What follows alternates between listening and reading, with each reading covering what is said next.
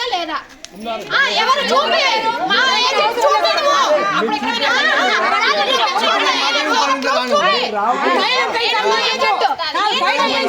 అప్పుడు ఇంట్లోనే ఉన్నా ఎవరు వస్తున్నారు కదా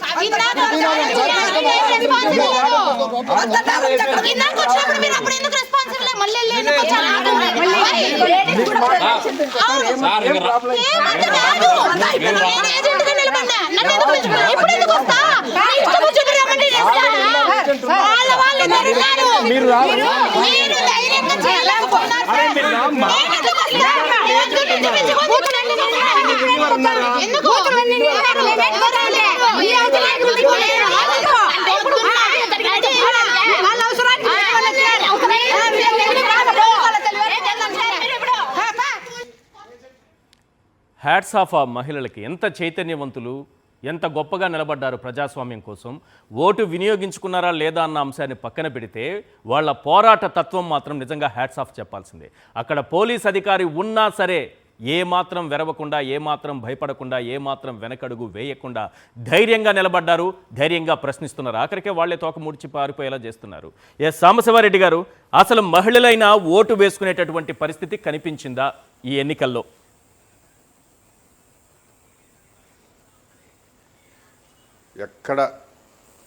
ఎక్కడా కనిపించలేదు.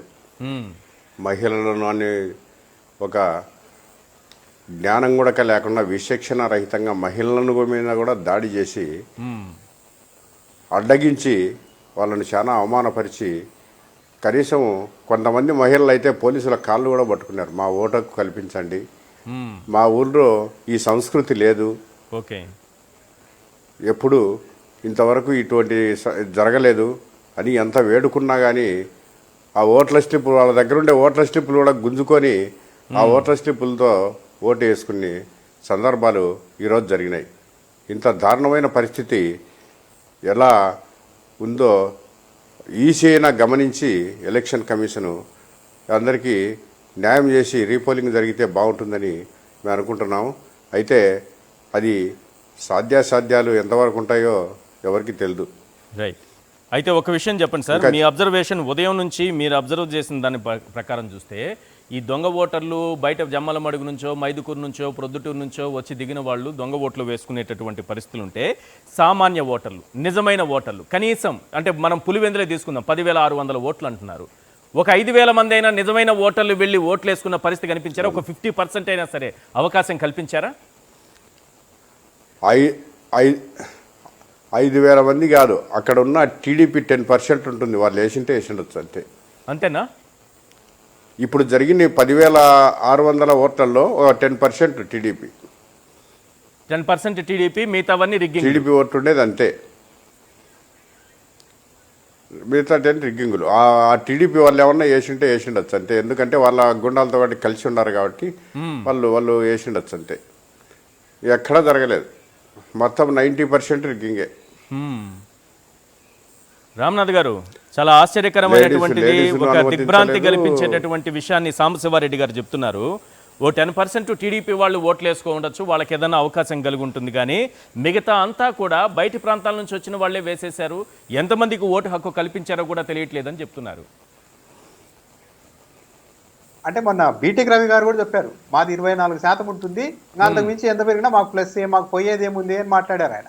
అంటే మేము కొండకు దారం కట్టాము, వస్తే కొండ వస్తుంది, లేకుంటే ఆ దారం పట్టుకొని మేము కొండ ఎక్కుతాము అన్నట్టుగా మాట్లాడారు. అంటే వాళ్ళకి క్లారిటీ ఉంది, అక్కడ ఓటింగ్ లేదు అన్నది. వాళ్ళకి నిజంగా ఓటింగ్ ఉంది, ఏదో రిగ్గింగ్ వల్ల మాకు ఇంతకాలం ఇక్కడ గెలవలేకపోయామనేది ఏమాత్రం ఉండింటే వాళ్ళు ప్రచారం చేసిన దాంట్లో నిజమే ఉంటే ఈ పోలీసులను అందరినీ పెట్టి మొత్తం పోలింగ్ చేయించుకునే వాళ్ళు. ఇంటింటికి వెళ్ళి పిలుచుకొని వచ్చి మరి ఓటింగ్ వేయించుకునేవారు. Yes. అది చేయకుండా జమ్మలమడుగు నుండి 2000 మందిని తీసుకొచ్చారంటేనే అక్కడ లోకల్లో ఓట్లు వేసే వాళ్ళు కూడా లేరు వాళ్ళకన్నది చాలా క్లియర్ గానే అర్థమవుతుంది. అంటే అసలు ఆదినారాయణ ఆ రెడ్డి- పార్టీకి కూడా ఓట్లేసే వాళ్ళు లేరా? వాళ్ళ తరపున ఓట్లేసే వాళ్ళు లేరు, వైఎస్ఆర్సీపీ ఓట్లు వాళ్ళు వేసుకున్నారు, వాళ్ళకి ఓటు వేసేవాళ్ళు కూడా లేరు అనడం ఏంది? అది వాళ్ళ శాతము 20% ఉంది, 24% ఉందని బీటెక్ రవి చెప్పారు. అంటే అది కూడా మొన్న లేదంటున్నారు. అసెంబ్లీ ఎన్నికల సాంబశివారెడ్డి గారు అయితే ఒకవేళ బీటెక్ రవి గారు ఇంకొంచెం ఎక్కువ చేసి చెప్పారేమో 24 అని. అది ఆయన చెప్పింది మనం ప్రామాణికంగా తీసుకున్నా కూడా అంతలో ఉంది అంతే. అంటే దాదాపు 80% ఓటింగ్ ఇటువైపు ఉంది. కాబట్టి ఎంత చేసినా కూడా అక్కడ ఏం కాదని తెలుసు. కేవలం ఒక ఈగో సాటిస్ఫాక్షన్ కోసం కుప్పంలో మమ్మల్ని ఓడించారు కాబట్టి మేము పులివెందల్లో ఓడించాలా. అసలు పులివెందల్లోనే ఓడించిన చరిత్రను ఆ రికార్డును మన నారా లోకేష్ గారి ఖాతాలో ఇస్తే ఆయన ఒక గొప్ప నాయకుడిగా ఎలివేట్ అవుతారు, కార్యకర్తలు అసలు ఇంకా తిరుగులేని నాయకుడు అవుతారు అని అనుకుంటున్నారు. కానీ ఇది ఏముందండి, ఇప్పుడు పోలీసులు మొత్తం మన పోలీసులు ఎలా మాట్లాడారు చూసాం కదా. మొన్న ఇదే డిఎస్పీ గారే అనుకుంటా పులివెందల్లో గతం కంటే పరిస్థితులు బాగా ఉండాలండి అని చెప్తున్నారు. అంటే గతంలో 10 మర్డర్లు జరిగితే ఈ పొద్దు 2-3 మర్డర్లు జరుగుతాయి అంతే అన్నట్టు మాట్లాడుతున్నారు. ఒక డిఎస్పీ అలా మాట్లాడచ్చా? మాట్లాడలేదు. ఇంకా కోయా ప్రవీణ్ గారు అయితే పత్యాపారం అన్నారు, మేము లేకుంటే తలకాయలు లేచిపోయేటివి అన్నారు. కేసులేమో మళ్ళా దెబ్బలు తిన్న వాళ్ళ మీదే పెట్టారు. ఆదినారాయణ రెడ్డి గారు, బీటెక్ రవి గారు వ్యవహారం చూడాలి. వీళ్ళు ఎందుకు ఇంత తెగింపుగా చేస్తూ ఉన్నారంటే నిజంగానే ఏదో తాత్కాలిక ప్రయోజనాల కోసమే చేస్తున్నారు. సరే వీళ్ళు ధైర్యంగా నిలబడతారా తర్వాత అంటే ఆదినారాయణ రెడ్డి గారు 2019లో వైఎస్ఆర్ కాంగ్రెస్ పార్టీ అధికారంలోనికి రాగానే వెంటనే బీజేపీలోకి వెళ్ళిపోయారు. ఎందుకు వెళ్ళిపోయారు అంటే బీజేపీలో ఉంటే మన జోలికి ఎవరు రారు, కాస్త షెల్టర్ ఉంటుంది, నేషనల్ పార్టీ కదా అని వెళ్ళిపోయారు. ఇదే బీటెక్ రవి గారు ఏం చెప్పారు ఎన్నికలకు ముందు? జగన్మోహన్ రెడ్డి అనే వ్యక్తి నా మీద 6 గంట సేపు ఫోకస్ పెడితే నేను ఉండను భూమి మీద అన్నారు. అవును. ఇంకా రేపు ప్రొద్దున వీళ్ళంతా ఎందుకు చేస్తున్నారు, ఇదంతా చేస్తే రేపు ప్రొద్దున మళ్ళీ మన వైపు వస్తుంది కదా అనేది నాకు తెలిసి ఒక నిర్ణయానికి వచ్చి ఉండవచ్చు. వైఎస్ఆర్ కాంగ్రెస్ పార్టీ అధికారంలోకి వస్తే మనం ఎలక్షనే చేయకూడదు, వదిలేసి వెళ్ళిపోదాం, ఎక్కడన్నా ఉందాం 5 ఏళ్ళు, మనం ఇలా కూడా ప్రతిఘటించద్దు, వదిలేద్దాం వైఎస్ఆర్ కాంగ్రెస్ పార్టీ వాళ్ళకు అని అనుకొని ఆ నిర్ణయానికి వచ్చే ఈరోజు వైఎస్ఆర్ కాంగ్రెస్ పార్టీని ఈ స్థాయిలో టార్గెట్ చేస్తూ ఉన్నట్టుగా ఉంది. ఎస్, వాళ్ళు ఇంకోటి కూడా గమనించి ఉండొచ్చు కదా, వాళ్ళ ఉద్దేశంలో జగన్మోహన్ రెడ్డి గారు ఎప్పుడు ఈ దౌర్జన్యాలు, ఈ రౌడీయిజాలు, ఈ విధంగా రిగ్గింగులు, ఈ రకంగా రౌడీల్ని దింపడాలు ఎప్పుడూ చేయలేదు కాబట్టి భవిష్యత్తులో కూడా ఇక చేయరు, మనం చేయగలిగినంత చేస్తాం, ఆయన ఏమీ చేయరు, ప్రశాంతంగా ఎన్నికలు జరగాలని కోరుకుంటారు. అదే కదా వీళ్ళకి తెలిసిన జగన్మోహన్ రెడ్డి గారి స్టైల్, అది వీళ్ళ స్టైల్ ఇది. సో ఏమీ కాదనేటటువంటి ధైర్యం కూడా ఉండొచ్చా వీళ్ళకి? ఏమో ఉండొచ్చు. బీటెక్ రవి గారే చెప్పారు కదా, జగన్మోహన్ రెడ్డి 6 గంట ఫోకస్ పెడితే నేను లేనన్నారు. ఆయన అధికారంలో ఉండి కూడా పెట్టలేదు.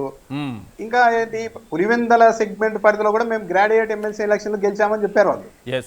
మరి జగన్మోహన్ రెడ్డి అంత అరాచకవాద అయితే, శక్తులు అన్ని ఒడ్డే వ్యక్తి అయితే, పోలీసులు దింపింటే మళ్ళీ గెలిచేవారా? ఎక్కలే. అంతెందుకు అండి, ఇప్పుడు గత 3-4 అసెంబ్లీ ఎన్నికలు తీసుకున్నా కూడా సరే బీటెక్ రవి గారే పోటీ చేశారు కదా, పులివెందుల సెగ్మెంట్ లో పలానా చోట రిగ్గింగ్ జరిగింది, పలానా చోట రీపోలింగ్ కావాలని కనీసం అప్లికేషన్ పెట్టారా? ఆయన కూడా పెట్టలేదు. పెట్టలేదంటే అర్థమైంది, ఎలక్షన్ అంతా ఫ్రీ అండ్ ఫెయిర్ గానే జరుగుతోంది. ఆయన జగన్మోహన్ రెడ్డి గారు సీఎం గా ఉన్న 5 ఏళ్ల కాలంలో కూడా తనకు ప్రాణభయం ఉందనో, తనకి ఇబ్బంది ఉందనో, జగన్మోహన్ రెడ్డి గారు ఇబ్బంది పెడుతున్నారనో ఎక్కడ ఎప్పుడు ఎటువంటి కంప్లైంట్ లేదు. ఆయన జగన్మోహన్ రెడ్డి గారిని బెదిరించారు. మీకు గుర్తుంటుంది ఈశ్వర్ గారు, మీకు ఎవరున్నారు వెనకల, నాకు 4 అన్నలు ఉన్నారు, మా చిన్నాన్న ఉన్నాడు, చిన్నాన్న కొడుకులు ఉన్నారని బెదిరించాడు ఆయన. కరెక్ట్. అంటే బహుశా జగన్మోహన్ రెడ్డి అంత ఇదిగా ఉండడం వాళ్ళకి ఇది ఒక అలసుగా మారిందా అనేది కూడా ఒక పాయింటే. కరెక్ట్, అదే నాకు అనిపించింది. yes correct, right. కన్క్లూడ్ చేయండి. ఒకటి క్లియర్, రామ్నాథ్ గారు చెప్పినట్టుగా పులివెందులకు సంబంధించి, ఒంటిమిట్టకు సంబంధించి మంత్రులు, ఎమ్మెల్యేలు వాళ్ళు అక్కడ తిష్ట వేసి మరీ ప్రచారం చేశారు. అవును, మంత్రులు ఇంటింటి ప్రచారం చేశారు. బహుశా ఒక జడ్పీటీసీ ఉప ఎన్నిక, అది కూడా కేవలం ఒక 9-10 నెలల కాలం ఉన్నటువంటి ఒక జడ్పీటీసీ ఉప ఎన్నిక సంబంధించి మంత్రులు వచ్చి ప్రచారం చేసిన దాఖలాలు ఎప్పుడూ లేవు. కానీ మంత్రులు కూడా వచ్చి ఇంటింటి ప్రచారం చేసిన తర్వాత వాళ్ళకి అర్థమైంది ఏంది, మనకు కనీసం అక్కడ డిపాజిట్లు వచ్చేటటువంటి పరిస్థితి లేదు. ఎందుకంటే మంత్రులు ఇంటింటి ప్రచారం చేశారు, వాళ్ళకి ఆ రియాక్షన్ తెలిసిపోయింది కదా. అదే నిజంగా ప్రజల్లోంచి వీళ్ళు ఈ 14 నెలల్లో చేసి ఉంటే మంత్రులు వెళ్ళి ప్రచారం చేసినప్పుడు ఆహా ఓహా బ్రహ్మాండంగా ఉందని చెప్పేవాళ్ళు కదా. ఏం లేదని వాళ్ళకి తెలుసు, వాళ్ళ నుంచి రెస్పాండ్ తెలుసు, ఏం చేయాలి అందుకని. సో బూత్ క్యాప్చర్లు చేసేయాలి, రిగ్గింగ్ చేసేయాలి, ప్రజల్ని ఓట్లకు రానియకూడదు, పక్క ఊర్ల నుంచి లేదంటే పక్క నియోజకవర్గాలను తీసుకొని వచ్చి మనం ఇక్కడ ఓట్లు గుద్దుకోవాలి, ఇలా గెలిచామని చెప్పి సంబరపడాలి. ఈ సంబరం ఎన్నాళ్ళు ఉంటుంది? నంద్యాలలో కూడా ఇలానే సంబరపడ్డారు. ఏమైంది తర్వాత? సంబరం మొత్తం అంబరం అయింది కదా. సో ఇప్పుడు కూడా అంతే. ఒకవేళ మీరు ఇలాంటి గెలుపుతో సాధించేది ఏం లేదు. అదే ఏదో నిజంగా ఒకళ్ళు జగన్మోహన్ రెడ్డి గారి దగ్గరికి ఎవరినైనా పంపించి కాలు పట్టుకొని 7 నెలలే కదా మాకు ఇచ్చేయండి అంటే పాప ఆయన వదిలేసేవాడే కదా, ఎంత తిప్పలు ఉండే కాదేమో కదా. వచ్చి అయ్యా ఇన్నాళ్ళ నుంచి మీరే జడ్పీటీసీగా ఉన్నారు కదా, మేము అధికారులు ఉన్నాం, ఒక 7 నెలలే కదా ప్లీజ్ అని అడుక్కుంటే ఆయన పడేసేవాడేమో. మరి ఎందుకు వచ్చిన గొడవలే బాబు వాళ్ళు అడుక్కుంటున్నారులే, కొద్దిగా ఆయన జాలి గుణం ఎక్కువ కదా, పానీలే 7 నెలలే కదా, ఎంతమంది జనాలను ఇబ్బంది పెట్టడం ఎందుకు ఎంతమంది దీనికి ఎందుకని చెప్పి అట్టనే చేస్తుండాల్సింది కదా. 100 కోట్ల రూపాయల ప్రజాధనం వృధా, ఈ దాడులు ఆంధ్రప్రదేశ్లో ఈ జరిగినటువంటి ఎన్నికలను చూసి పక్క రాష్ట్రాల్లో కూడా ఎంత దారుణం ఎక్కడా జరగదని చెప్పి మీ మధ్య చర్చించుకోవటం ఇవన్నీ ఎందుకు? అదేదో ఆయన కాళ్ళ దగ్గరకు వచ్చి ఎవరో ఒకరు 2-3 పంపించి మంత్రులను అడుక్కుంటే అది సరిపోయేది కదా. ఎంత దారుణమైనటువంటి ఎన్నిక అయితే ఇది ఎన్నిక కాదు సార్, ఇది రిగ్గింగ్ జరిగింది. ఎన్నికల కమిషన్ తక్షణంగానే రియాక్ట్ కాకపోతే ఖచ్చితంగా న్యాయస్థానాలకి వెళ్తాం. వాళ్ళు రియాక్ట్ అయినా ఎన్నికలు రద్దు చేస్తే మళ్ళీ ఎన్నికలు అంటే కేంద్ర బలగాలతో నిర్వహించాలి, అంతే. రాష్ట్ర బలగాలతో కుదరదు, కేంద్ర ఎన్నికల సంఘం కూడా దృష్టి పెట్టాలి. రాష్ట్ర బలగాలంటే మన కోయి ప్రవీణ్ గారు లేదంటే డిఎస్పీ గారు ఏది తలకాయలు లేపేస్తామని ఒకడు, లేదంటే పత్యాపారం ఒకడు, నా కొడకల్లారనేవాడు ఒకడు, ఇట్లాంటి పోలీసులతో ఎక్కడ నిర్వహిస్తారు? ఇట్లా నిర్వహిస్తే మళ్ళీ అదే అయింది కదా. ఇప్పుడు ఒకళ్ళు అన్నారు నా కొడక అని, రేపు 10 మంది అంటారు. అందుకని ఇక్కడ ఈ రాష్ట్రంలో ఉన్నటువంటి ఈ చంద్రబాబు నాయుడు గారి ఆధ్వర్యంలో నడుస్తున్నటువంటి ఈ ఏదైతే తెలుగుదేశానికి కొమ్ము కాస్తున్నటువంటి వీళ్ళ ద్వారా నిర్వహిస్తే ఎన్నిక సక్రమంగా జరగదు. సో కేంద్ర బలగాలతో నిర్వహిస్తే అప్పుడు పులివెందుల పులెవడో అప్పుడు అర్థమైంది కదా. ఇప్పుడేదో మనం టైటిల్స్ పెట్టేసుకొని ఏదో రిక్కింగ్ చేస్తే పులెవరు? ప్రజల ఓట్లతో ఎన్నికైతే పులవుతారు. అప్పుడు అడ్డదారులను గెలిస్తే పులెవరు సార్? కాకపోతే నక్క ఉంటుంది, పోలికి చెప్తున్నా నేను. అడ్డదారిలో గుంట నక్కల్లాగా మేము గెలవడానికి ప్రయత్నిస్తున్నాం అని చెప్పుకుంటే ఇంకా రాలేదు కదా చెప్పుకున్నారు. ఇప్పుడు అప్పుడే పులివెందుల పులి కౌన్ అని అప్పుడే హెడ్డింగ్లు పెట్టేసుకొని నడుపుతున్నారు. అందుకని చెప్తున్నా. సో దానికి సంబంధించి ప్రజలకు అర్థమైంది పులివెందుల పులి అంటే ఎవరో. పులివెందుల్లో గుంట నక్కల్లాగా గోండాయుధంతో పులివెందుల ఆడవాళ్ళ మీద, పులివెందుల్లో ఉన్నటువంటి ఆడవాళ్ళని నిర్బంధించి ఆడవాళ్ళ మీద దాడులు చేసేవాడు పులి అవుతాడా, లేదంటే దొంగలు అవుతారా, రౌడీలు అవుతారా అనేది ఖచ్చితంగా చూసేటటువంటి రాజకీయ నేపథ్యం ఉన్నటువంటి కుటుంబం నుంచి వచ్చిన సాంబశివారెడ్డి గారు, రాజకీయాల్లో ఎన్నో దశాబ్దాల కాలంగా ఉన్నటువంటి ఆయన, గతంలో ఉన్నటువంటి ఫ్యాక్షన్ కూడా చూసినటువంటి వ్యక్తి, ఏ రోజు మహిళల పైన ఒక దాడి జరగలేదు సార్ అంటే ఆడవారి మీద కానీ పిల్లల మీద కానీ ఎల్లరు ఫ్యాక్షన్ సంస్కృతిలో అది లేదు. కానీ వీళ్ళు కొత్త సంస్కృతిని ఈరోజు తీసుకొని వచ్చారు. సో ఫ్యాక్షన్ 2004 నుంచి 2024 వరకు 20 సంవత్సరాల్లో ఒక్క చిన్న గొడవ కూడా లేకుండా పులివెందుల్ని ప్రశాంతమైనటువంటి వాతావరణంలో ఉంచి మెడికల్ కాలేజీలు లేదంటే అభివృద్ధి కార్యక్రమాలు ఇవన్నీ తీసుకొని వచ్చి రాజశేఖర రెడ్డి గారు, జగన్మోహన్ రెడ్డి గారు తీసుకొని వస్తే వీళ్ళు ఈరోజు పక్క నియోజకవర్గాల నుంచి విశ్వ సంస్కృతిని ఇక్కడ తీసుకొని వచ్చి చేయాలనేటువంటి ప్రయత్నం చేశారు. ఇది ఖచ్చితంగా మంచి గేమ్ అయితే కాదు, ఈ గేమ్కి ముగింపు అయితే ఖచ్చితంగా పలుకుతాం.